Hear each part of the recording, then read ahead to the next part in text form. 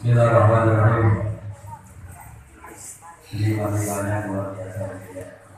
Ibu-ibunya masih kalau di jalan-jalan dan di bawahnya di jalan. Bismillahirrahmanirrahim. Assalamualaikum warahmatullahi wabarakatuh.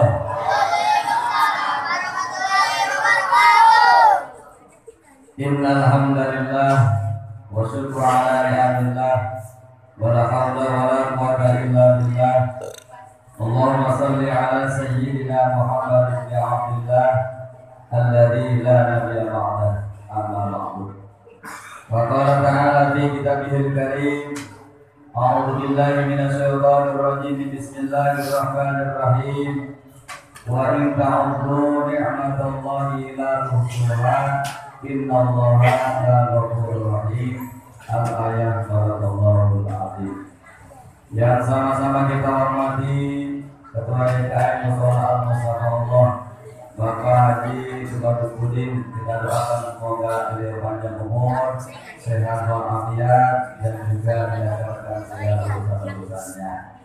Dan juga yang sama-sama kita hormati Bapak Ustaz Arifudin daripada pengurus Mushola Al-Mustafa Allah, Bapak Haji Nur, dan juga para sepuh, para sepuh, bapak-bapak dan ibu-ibu serta anak-anak bocah-bocah yang hadir pada kesempatan malam hari ini.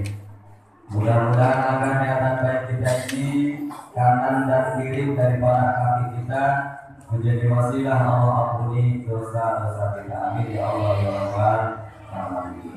Puja puji syukur pada sama-sama kita haturkan kehadirat Allah Subhanahu wa Ta'ala yang selalu dan selalu tanpa pernah berhenti memberikan beragam kenikmatan hidup kepada kita, terutama nikmat iman, nikmat Islam, sehat walafiat, dan juga nikmat sempat. Banyak orang yang sehat tetapi kagak sempat. Ada orang yang sakit, pengen sholat tarawih, pengen sholat isya, tapi kagak mampu karena lagi sakit. Ini kita alhamdulillah, di samping lahiriah kita, sisi kita sehat, hati kita juga sehat, sehingga bisa sampai melaksanakan sholat isya berjamaah dan juga sholat tarawih secara berjamaah. Mudah-mudahan jadi wasilah Allah angkat derajat kita, Allah ampuni dosa-dosa kita. Salawat dan salam teratur kepada junjungan kita Nabi Muhammad Sallallahu Alaihi Wasallam. Allahumma sholli wa sallim ala Muhammad. Dan mudah-mudahan dengan berkumpulnya kita di tempat yang mulia ini, salah satu di antaranya melaksanakan sholat tarawih, menjadi bukti kecintaan kita kepada junjungan kita Nabi Muhammad Sallallahu Alaihi Wasallam, hingga di akhirat nanti layak mendapatkan pertolongan atau syafaatnya. Amin ya Allah ya Rabbal alamin. Bapak Ibu yang saya hormati, ini malam-malamnya keberapa udah? Malam yang ke-11. Tadi 11. Hah?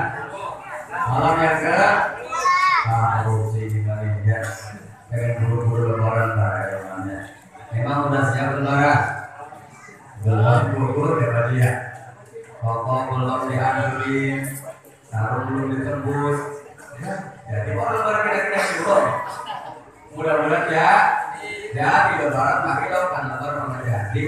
Lebaran pasti ya.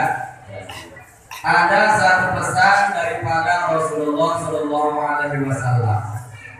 Waktu Nabi kita Nabi Muhammad Sallallahu Alaihi Wasallam ingin menyampaikan khotbahnya di hari raya Idul Fitri. Dengerin ibu Pak, dia jadi ilmu.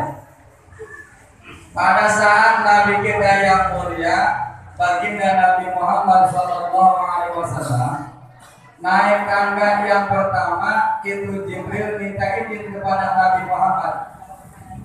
Wahai Nabi, saya pengen berdoa. Monggo kata Nabi. Silakan malaikat mau berdoa sama Nabi jangan, tapi diizinkan.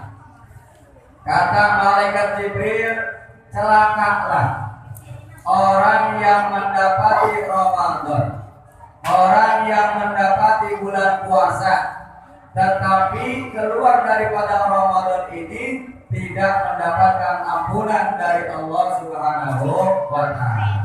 Kata Nabi, amin. Jadi malaikat yang berdoa, celakalah wahai orang-orang yang mendapati Ramadan sampai nanti berpisahnya, tetapi keluar daripada Ramadan tidak mendapatkan ampunan dari Allah Subhanahu wa Ta'ala. Kata Nabi, amin. Jadi mustajab ini doa. Ya. Malaikat yang berdoa, Nabi Muhammad yang mengaminkan, orang yang berpuasa, orang yang melaksanakan ibadah puasa, tetapi ternyata tidak mendapatkan ampunan dari Allah Subhanahu wa Ta'ala, berarti rugi. Nah, kita kan masih belum tahapan wali puasanya. Baru bertahan dengan lapar, baru bertahan dengan yang namanya haus. Kita belum bisa menjaga yang namanya omongan kita belum bisa puasa, mata kita belum bisa puasa, hal-hal yang ada dalam pikiran kita pun belum bisa kita rem. Pokoknya kalau ada orang kamu, ini mulut pengen ngomongin, benar atau kagak? Di orang kagak puasa mau saya terus, nggak boleh. Ini ya. Jadi kadang-kadang kita suka kegerok ya. Makanya nanti kata Nabi, rugi orang yang berpuasa tetapi tidak mempuasakan panca indera. Mulutnya kudusnya dikuasai, bukan berarti suruh ganggu. Undang-undang puasa aku ngomongin ganggu, ditanya tim baik, gua lagi mau sangkut, gua lagi mau ganggu, kalah kaprah. Berarti apa yang mencari? Mana yang kira-kira bisa mengundang dosa, mana yang kira-kira bikin kita aman daripada murkanya Allah Subhanahu wa Ta'ala. Maka kata Nabi, orang yang berpuasa tidurnya juga ibadah.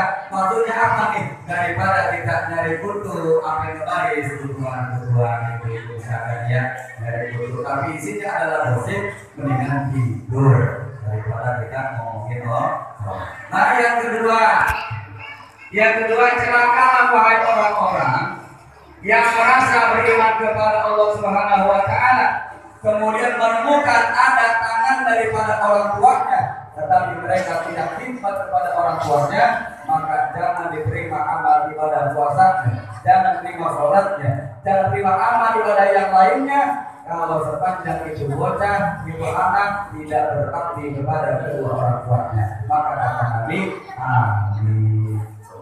Ya, jadi kita ini ada dua hal, bahkan tiga hal yang harus kita biasakan dalam hidup kita supaya ibadah puasa kita ini kena dalam artian kita ini ibadah puasa yang sudah kita jaga dari menjelang imsak, dari imsak sampai nanti maghrib, ini kita lulus daripada perbuatan dosa-dosa kepada Allah Subhanahu wa Ta'ala. Dan yang ketiga nih, celakalah orang-orang yang mendengar ketika Nabi Muhammad disebutkan ini mulutnya dibaik karena menjawab dengan sallallahu alaihi wasallam atau Allahumma sholli wa sallim wa barik alaihi, maka sama ini pun ternyata termasuk orang-orang yang celaka kata Nabi, amin. Jadi kalau ada kita mendengar ungkapan, ada misalnya Ustaz ngomong atau kita lagi ngomong ada Nabi Muhammad disebut, buru-buru sallallahu alaihi wasallam atau langsung dengan Allahumma sholli wa sallim wa barik alaihi.